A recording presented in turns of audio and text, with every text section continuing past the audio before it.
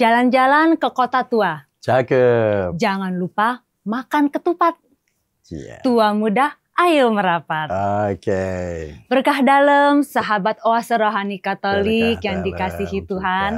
Senang sekali kita bisa berjumpa lagi hari ini bersama dengan saya Ignacia Sara Praditya.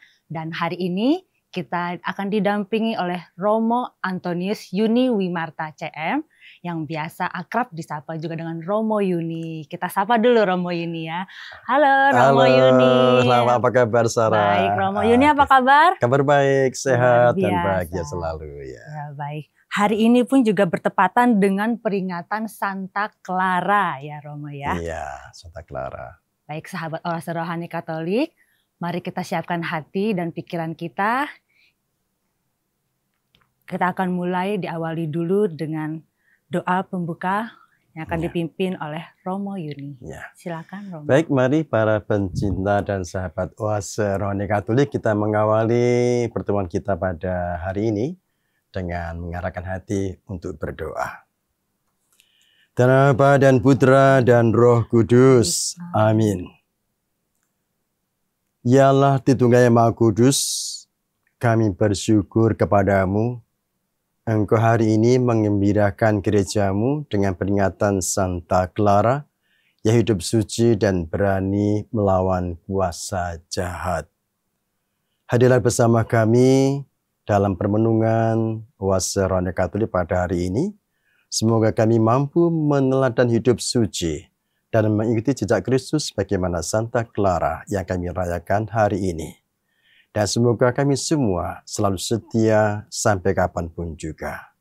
Berkatilah pula kami semua yang hadir di sini, teman-teman yang membantu terlaksananya acara ini, agar mereka semua juga terberkati selalu. Demi Kristus dan pengantara kami sepanjang segala masa. Amin. Demi Bapa dan Putra dan Roh Kudus. Putra dan Roh Kudus. Amin. Kita akan dengarkan bacaan yang pertama. Bacaan dari Kitab Ulangan. Musa berkata kepada bangsa Israel, "Hai orang Israel, apakah sekarang yang dituntut oleh Tuhan Allahmu daripada kalian? Yang dituntutnya tiada lain ialah agar kalian takwa kepada Tuhan Allahmu, hidup menurut segala perintahnya, mengasihi Dia, dan beribadah kepada Tuhan Allahmu dengan segenap hati dan segenap jiwamu. Demi kesejahteraanmu, hendaknya kalian berpegang teguh pada perintah dan ketetapan Tuhan yang kusampaikan kepadamu pada hari ini. Sungguh, Tuhan Allahmulah yang empunya langit, bahkan langit yang mengatasi segala langit, dan bumi dengan segala isinya. Tetapi kepada nenek moyangmulah hati Tuhan terpikat, sehingga Ia mengasihi mereka dan keturunan mereka, yakni kalian yang dipilihnya dari segala bangsa seperti sekarang ini. Sebab itu, sunatlah hatimu dan jangan lagi bertegar hati. Sebab Tuhan Allahmulah, Allah segala Allah, dan Tuhan segala Tuhan. Allah yang agung, kuat dan dahsyat, yang tidak memandang bulu ataupun menerima suap, yang membela hak anak yatim dan janda, dan menunjukkan kasih-Nya kepada orang asing dengan memberikan kepadanya makanan dan pakaian. Sebab itu, haruslah kalian menunjukkan kasih-Mu kepada orang asing, sebab kalian pun dahulu adalah orang asing di tanah Mesir. Engkau harus takwa kepada Tuhan Allahmu. Engkau harus beribadah dan berpaut kepadanya. Dan demi namanya, engkau harus bersumpah. Dialah pokok pujianmu, sebab dialah yang telah melakukan perbuatan-perbuatan besar di tengah-tengahmu, seperti yang telah kau lihat sendiri. Hanya 70 orang nenek moyangmu pergi ke Mesir. Tetapi sekarang ini Tuhan Allahmu telah membuat engkau banyak seperti bintang-bintang di langit. Demikianlah sabda Tuhan. Syukur kepada Allah. Mazmur tanggapan. Megahkanlah Tuhan, hai Yerusalem. Megahkanlah Tuhan, hai Yerusalem. Megahkanlah Tuhan, hai Yerusalem. Pujilah Allahmu, hai Sion. Sebab ia meneguhkan palang pintu gerbangmu dan memberkati anak-anak yang ada padamu. Megahkanlah Tuhan, hai Yerusalem. Ia memberikan kesejahteraan kepada daerahmu dan mengenyangkan engkau dengan gandum yang terbaik. Ia menyampaikan perintahnya ke bumi dengan segala firman-Nya. Berlari. Megahkanlah Tuhan, hai Yerusalem. Ia memberitakan firman-Nya kepada Yakub, ketetapan dan hukum-hukumnya kepada Israel. Ia tidak berbuat demikian kepada segala bangsa, dan hukum-hukumnya tidak mereka kenal. Megahkanlah Tuhan, hai Yerusalem. Bait pengantar Injil. Haleluya, haleluya, haleluya. Haleluya, haleluya, haleluya. Allah memanggil kita agar kita memperoleh kemuliaan Tuhan kita Yesus Kristus. Haleluya, haleluya, haleluya. Tuhan bersamamu. Dan bersama rohmu. Inilah Injil suci menurut Santo Matius. Dimuliakanlah Tuhan. Sekali peristiwa, Yesus bersama murid-muridnya ada di Galilea. Ia berkata kepada mereka, Anak manusia akan diserahkan ke dalam tangan manusia. Mereka akan membunuh dia. Tapi pada hari ketiga, ia akan dibangkitkan. Maka hati para murid itu pun sedih sekali. Ketika Yesus dan para muridnya tiba di Kapernaum, datanglah seorang pemungut pajak bait Allah kepada Petrus dan berkata, Apakah gurumu tidak membayar pajak 2 dirham? Jawab Petrus, memang membayar. Ketika Petrus masuk rumah, Yesus mendahuluinya dengan pertanyaan, Bagaimana pendapatmu, Simon? Dari siapa raja-raja di dunia ini memungut bea dan pajak?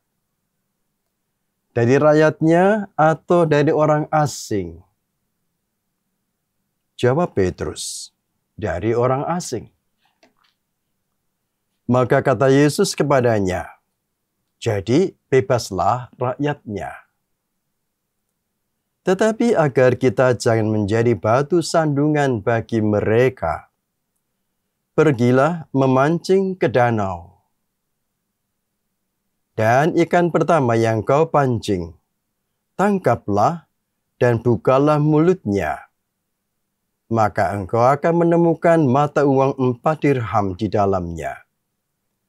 Ambillah itu dan bayarlah kepada mereka, bagiku dan bagimu. Saudara sekalian, demikianlah sabda Tuhan. Terpujilah Kristus.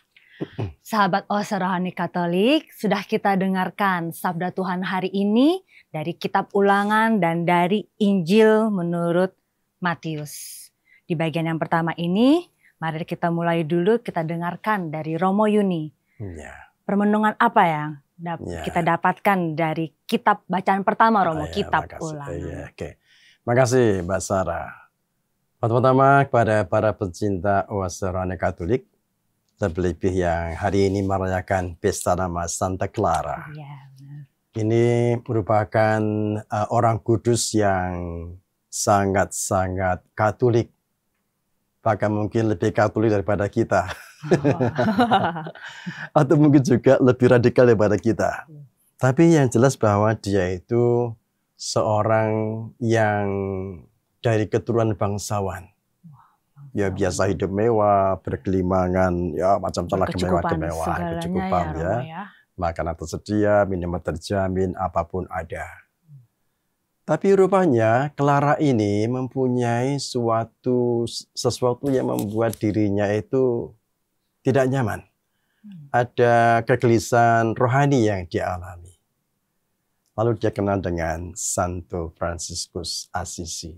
Nah, dia mengenal, lalu cara hidupnya sedemikian menarik. Dia juga sama-sama orang keturunan bangsawan, orang kaya raya, tapi dia Fransiskus ini hidup miskin.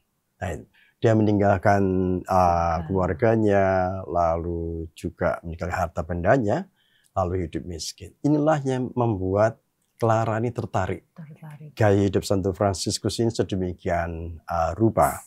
Sehingga lalu dia kala itu berpamitan kepada orang tuanya, tapi dengan cara personal, pribadi. Diam-diam aja pamit pada orang tuanya. Selamat tinggal mama tersayang, selamat tinggal ibu tersayang. Nah, lalu dia mulai pelan-pelan ya meninggalkan istananya, menuju ke tempat Santo Fransiskus itu. Lalu dia hidup suci seperti Santo Fransiskus. Nah, dia lalu singkat kata, singkat cerita, dia hidupnya baiknya menurut Santo Fransiskus dia memang layak menjadi seorang biarawati. Lalu dia mendirikan biara Klaris. Nah, biara Klaris itu ya. Nah, lalu kala itu juga hidupnya memang sedemikian ketat. Orang tuanya nggak terima, ngajak pulang, tapi nggak mau dia. Malah adiknya, Agnes namanya, itu dia malah juga ikut. Jadi memang gaya hidupnya itulah yang membuat Agnes juga tertarik untuk bergabung di biara itu. Nah, kala itu memang mereka ini hidup miskin dengan cara meminta-minta. Kala itu. Kalau sekarang memang biarawati tidak boleh ngemis-ngemis.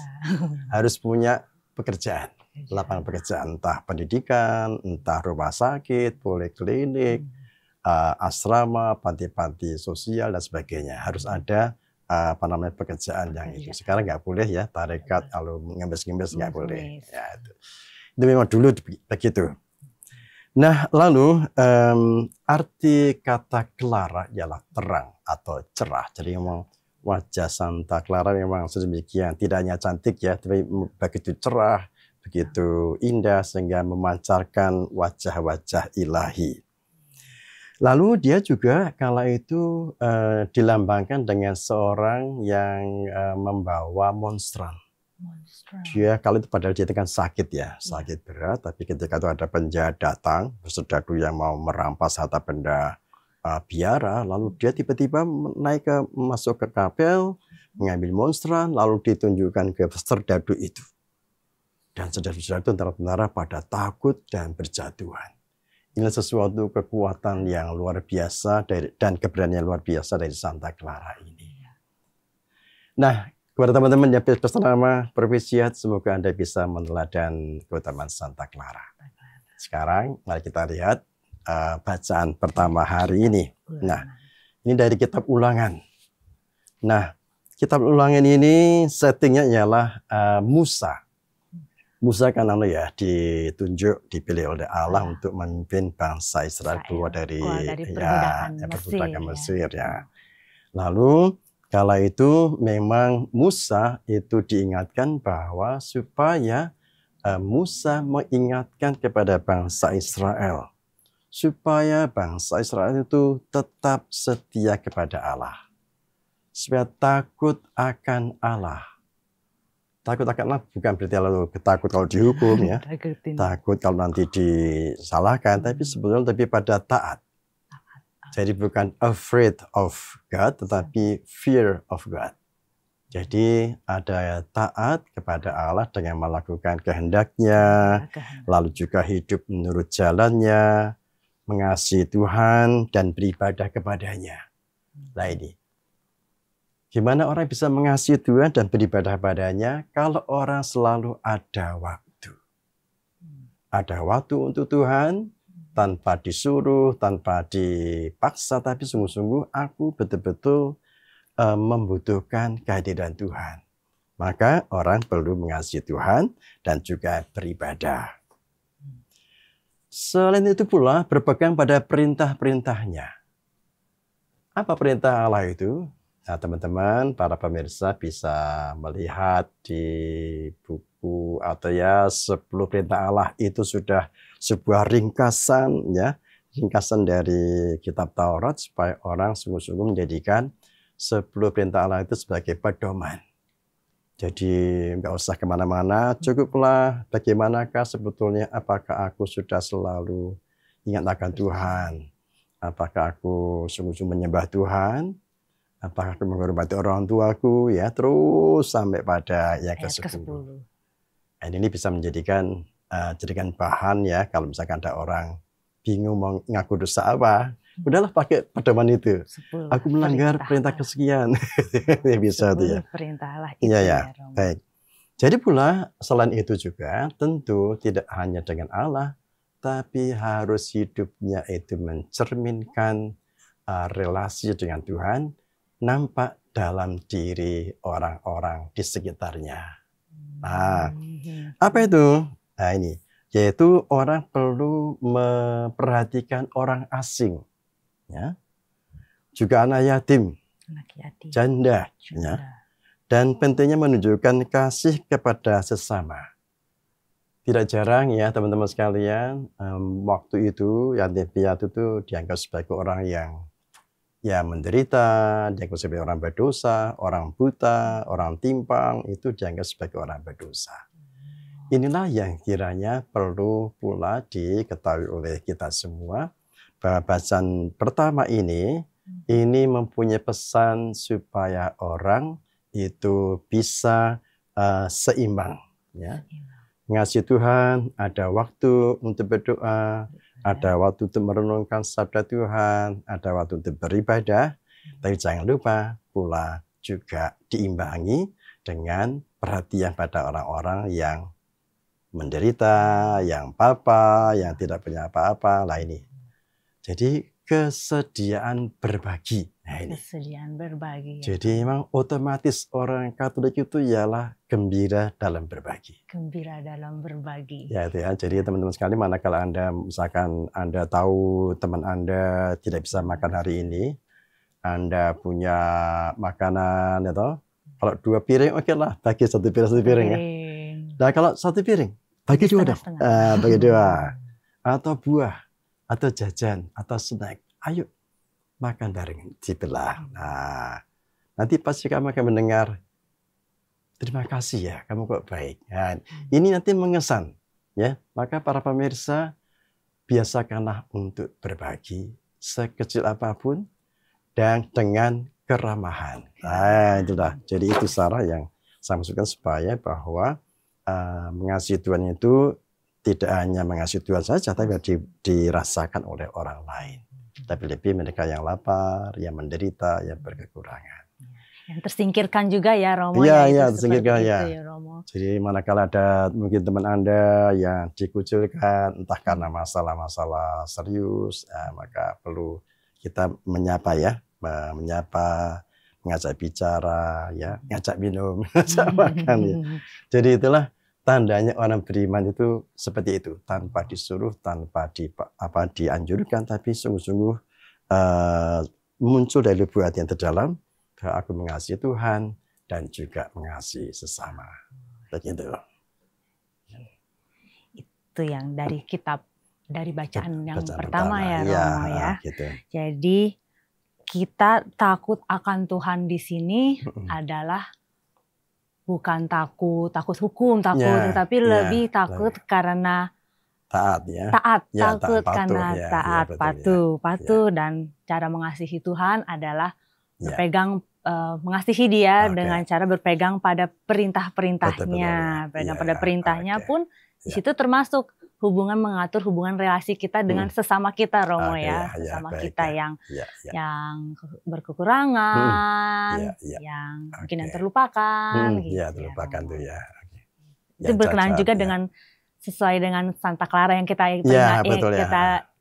peringati hari ini Romo ya. Betul. Jadi, dia berani rela melepaskan segala kemewahannya. Betul. Dia mau menderita, mau menjadi bagian dari itu, mencintai kemiskinan. Betul ya, itulah. Ya, begitu. Jadi intinya adalah bahwa meneladani Santa Clara itu memang sesuatu yang baik ya. Lalu teman-teman bisa melakukan sekecil apapun di tempat masing-masing. Oke. Baik, terima kasih Romo untuk renungan dari bacaan yang pertama kitab Ulangan. Sahabat Oseroni Katolik, jangan kemana-mana, kami akan segera kembali dengan permenungan dari bacaan Injil Matius.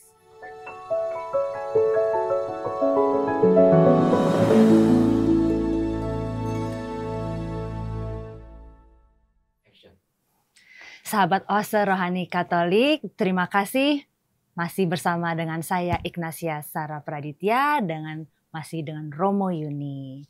Tadi kita sudah dengarkan di bagian pertama permenungan dari kitab Ulangan, dan di bagian kedua ini kita akan dengarkan permenungan dari Injil Matius. Silakan Romo Yuni. Terima kasih ya. Para pemirsa yang terkasih, semoga Anda tetap sehat dan setia di channel ini. Di sesi kedua ini saya mau sharing tentang Injil yang baru saja kita dengarkan tadi ya. Ada 3 poin sebetulnya. Pertama ialah poin pertama itu Yesus itu waktu itu berada di Galilea. Dan dia bernubuat.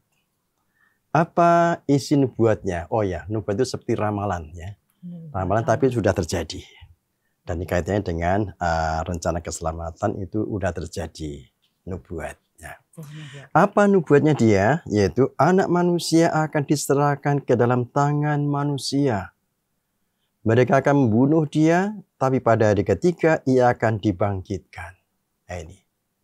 Jadi nubuat ini sesuatu yang membuat para murid, para rasul itu gelisah, bahkan sedih. Kok Yesus bilang begitu? Ya, ini sesuatu kan yang nggak biasa didengar oleh mereka. Padahal ini sebetulnya nubuat yang kedua. Nah, lalu ketika itu mereka bersedih hati, Yesus tetap lalu berjalan, menghibur ya. Menghibur, berjalan, lalu ketika di Kapernaum, nah ini tempatnya beda ya. Galilea dan Kapernaum itu jaraknya ya tidak terlalu jauh, tapi lumayan lah. Nah di Kapernaum, lalu ada orang bertanya, apakah gurumu itu tidak bayar pajak 2 dirham? Nah ini. Pajak itu sejak dahulu menjadi tema yang selalu otentik, menarik ya. Nah, 2 dirham itu beberapa ahli mengatakan sebanyak 1 hari orang bekerja, upah sehari bekerja, ya itulah. Kalau 2 berarti ya 2 dirham, ya kurang lebihnya semacam itu, 2 hari kerja. 2 hari kerja. Lalu Petrus waktu itu menjawab, memang membayar. Nah ini ya. Lalu rupanya Yesus kala itu mendengar, tapi biasa kan tidak langsung menanggapi di jalan. Ketika sampai di rumah di Kapernaum, ya lalu di rumah itu lalu ada pengajaran-pengajaran yang menarik sekali dikatakan. Nah, Lalu Yesus bertanya kepada Simon Petrus ya. Petrus. Nah, lalu bertanya, apakah raja-raja memungut biaya dan pajak itu dari siapa? Dari rakyatnya, masyarakat, atau dari orang asing? Lalu Petrus menjawab, dari orang asing. Berarti bebaslah kita, gitu ya. Ya. Tapi Yesus ini tadi saya katakan bahwa dia tidak mau bikin masalah, ya. Dia nggak mau bikin gaduh di tempat itu. Maka Yesus lalu menegaskan tetap membayar pajak. Lalu dengan cara apa? Dengan cara supaya mereka, Petrus itu memancing ikan, menangkap ikan. Nah ini yang menarik sekali. Pancingan pertama, ya, ikan yang kamu dapatkan tangkaplah dan bukalah mulutnya. Di situ ada 4 dirham. Nah, dan ini mujizat yang luar biasa. Jadi Yesus itu mempunyai kuasa Allah yang dahsyat, yang penuh kuasa, dan perkataannya itu kala itu pas bahwa mereka mendapatkan ikan. Ketika dibuka pada mulut ikan tadi ada 4 dirham. Lalu dipakai untuk membayar pajak. Nah inilah ya, menarik sekali ya. Nah para pemirsa, lalu apa maksud atau arti dari Injil ini? Pertama, nubuat. Nubuat ini sesuatu yang disampaikan Yesus dan itu telah terjadi. Ya, telah terjadi, yaitu anak manusia akan diserahkan ke dalam tangan manusia. Kita lihat bagaimana peristiwa Yesus ya di kemana-mana mengajar, ya, ada mujizat, membuat orang buta melihat, orang lumpuh berjalan. Tapi tetap juga dimusuhi orang-orang tertentu. Ditangkap, menderita, ya, disesah, lalu mati di kayu salib, dan bangkit. Nah ini udah terjadi. Jadi nubuatnya itu terlaksana dan telah tergenapi oleh hidup Yesus sendiri. Kedua ialah memang teman-teman sekalian, arti dari pajak ini sebetulnya suatu bentuk di mana warga masyarakat itu mesti mau menerima ketentuan yang berlaku di masyarakat. Taruhlah misalkan orang perlu, ya ini kan kebetulan kan bulan khusus ya, nah lagi merayakan ulang tahun kemerdekaan Indonesia. Nah maka ketika diundang ada rapat, ayo ikut rapat, gitu. Ada iuran, ikut iuran, gitu. Dan pajak itu penting ya, bahwa pemerintahan itu bisa berjalan dengan baik kalau rakyatnya rajin bayar pajak. Apalah pajak sekecil apapun, parkir pun kan semacam pajak, gitu. Lalu punya kendaraan, lalu makan di rumah makan, ada pajaknya, pajak rumah, pajak penghasilan, dan sebagainya. Nah ini semua perlu pula bahwa setiap orang itu juga perlu membayar pajak. Dan jangan lupa dalam gereja Katolik juga demikian, ya toh? Ada kolektor, ya toh? Ada tarian-tarian itu sebetulnya bentuk di mana kita semua sebagai orang Katolik itu punya perhatian terhadap gereja. Nah, gereja itu siapa? Gereja adalah kita. Kita itu siapa? Ya, semua. Termasuk yang berkecukupan, termasuk pula yang mereka yang berkekurangan. Termasuk pula mereka yang sakit, mereka yang menderita, mereka yang kesepian, mereka yang tak berdaya, itu juga merupakan bagian dari kita. Maka ketika kita memberikan persembahan kita kepada Tuhan, ya toh, ketika kita ke gereja ya ada kolektor dan sebagainya itu, maka persembahkanlah itu untuk kepentingan gereja. Nah gereja itu macam-macam ya, tidak hanya liturgi, tapi kita masing-masing juga diajak peduli terhadap orang yang menderita. Dan ketiga yaitu tentang mujizat. Nah ini. Teman, mujizat ini sebetulnya mau mengatakan bahwa kita semua perlu yakin dan percaya Tuhan turut bekerja dalam hidup kita. Ya. Tidak jarang orang mengalami kegelisahan, ya, gelisah gimana, apakah hari ini bisa makan atau enggak, gitu ya. Kekhawatiran juga ya, Romo ya. Tadi memberikan persembahan, aduh saya aja kurang. Iya, iya. Ya, itu jadi belajar pada janda miskin kan, dia memberikan dari kekurangannya, tapi ternyata dia malah diberkati. Malah diberkati. Nah, itu. Jadi itulah para pemirsa bahwa mujizat itu selalu ada sampai saat ini. Asal kita mau menjadi rekan sekerja Tuhan.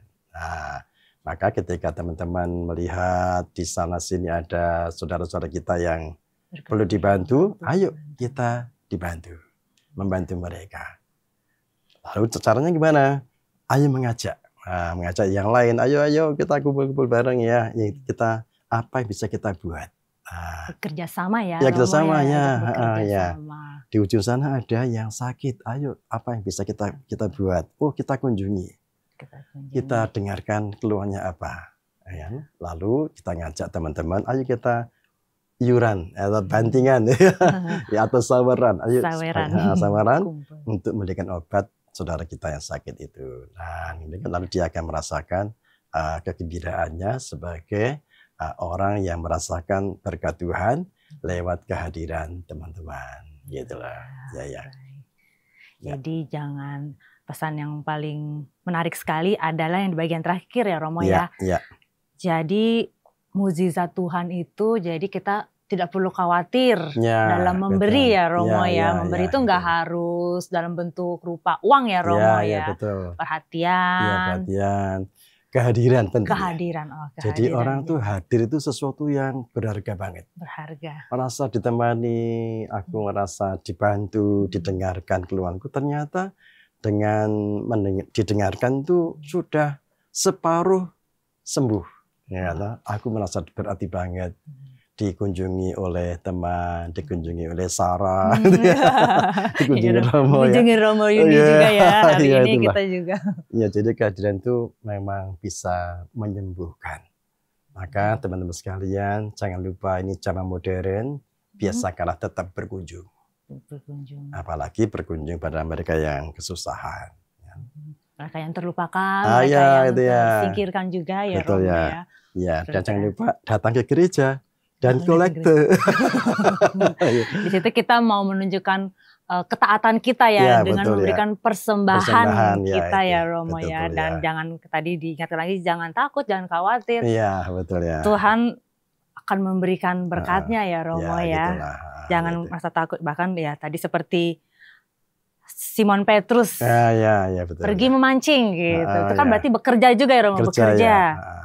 Tapi percaya, dia taat, dia percaya Romo ya ikuti dia ikuti untuk pergi memancing, dibuka ikannya, ternyata di situ ada dirhamnya. Jadi mujizat itu memang terjadi asal kita mau.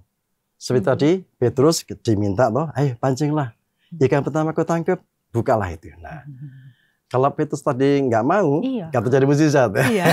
Iya, berarti itu dari percayanya juga dulu Romo ya, percaya dan taatnya ya Romo betul ya. Itulah akhirnya jadilah mujizat terjadi sampai saat ini dan sampai kapanpun juga. Amin. Amin. Baik, Romo, ini menarik sekali ya Romo. Boleh Romo disimpulkan kepada kami nih Romo dari bacaan yang pertama dari kitab Ulangan dan dari Injil Matius ini nih semuanya. Baik ya. Boleh disimpulkan. Rekan-rekan pemirsa pencinta oase rohani Katolik dimanapun Anda berada, 1-2 kesimpulan yang ingin saya katakan begini. Pertama, Santa Clara itu juga telah menunjukkan teladan untuk setia kepada Tuhan, berani hidup miskin untuk kepentingan keselamatan banyak orang. Kedua, dalam bacaan pertama tadi, kitab Ulangan mengajarkan kepada kita semua untuk selalu patuh dan setia kepada Allah, dan juga sekaligus pula perhatian pada orang-orang yang menderita. Dan mujizat itu selalu terjadi asalkan Anda dan saya mau diajak oleh Yesus menciptakan kembali mujizat itu lebih-lebih di tempat kita masing-masing. Sekecil apapun itu berarti banget bagi yang membutuhkan. Demikian Sarah. Thank Baik, you. terima kasih Romo Yuni. Okay. Sahabat Oase Rohani Katolik, sebelum kita mengakhiri Oase Rohani kita hari ini, Romo boleh ya Romo, kita mohon berkat dari Romo dan doa penutupnya juga. Romo. Ya, baik ya. Baik para pemirsa, mari kita menutup serangkaian kegiatan kita pada hari ini dengan berdoa. Dan Bapa dan Putra dan Roh Kudus. Amin. Dialah Bapa, Allah Putra dan Allah Roh Kudus. Kami bersyukur kepadamu boleh menggunakan waktumu untuk sejenak meluangkan waktu mendengarkan sabdamu, berbincang-bincang dan merenungkannya, serta menggali nilai-nilai yang ada di balik sabdamu itu. Setelah kami mendengarkan sabdamu dan berbincang-bincang serta merenungkannya, sudilah kini memberkati niat-niat baik kami, memberkati persiaran kami menuju kepadamu, dengan melakukan kehendak-mu dan menjadi sahabat-sahabat bagi kaum papa dan menderita. Berkatilah usaha kami untuk makin dekat padamu dengan perkataan dan perbuatan kami, sehingga banyak jiwa-jiwa keselamatkan lewat kehadiran dan juga pelayanan kami bagi mereka yang miskin dan menderita. Tuhan, berkatilah pula kami semua yang hadir di sini, semoga mereka pun juga Kau berkati selalu. Demi Kristus Tuhan dan pengantara kami sepanjang segala masa. Amin. Tuhan beserta kita sekarang dan selama-lamanya. Dengan permenungan bersama ini kita semua, terutama Anda sekalian, diberkati oleh Tuhan Allah Maha Kuasa, Bapa dan Putra dan Roh Kudus. Amin. Terima kasih Romo Yuni. Selamat ya. Thank you. Sampai jumpa. Sampai jumpa. Sahabat Oase Rohani Katolik, kita berjumpa lagi di lain waktu. Sesuai dengan renungan hari ini, kiranya renungan hari ini bisa menjadikan kekuatan dan dalam kita mengarungi penjarahan kita di dunia ini. Tetap jaga kesehatan, tetap semangat, dan jangan menyerah. Berkah dalam. Berkah dalam. Sampai jumpa. Dadah. Sampai jumpa. Oke.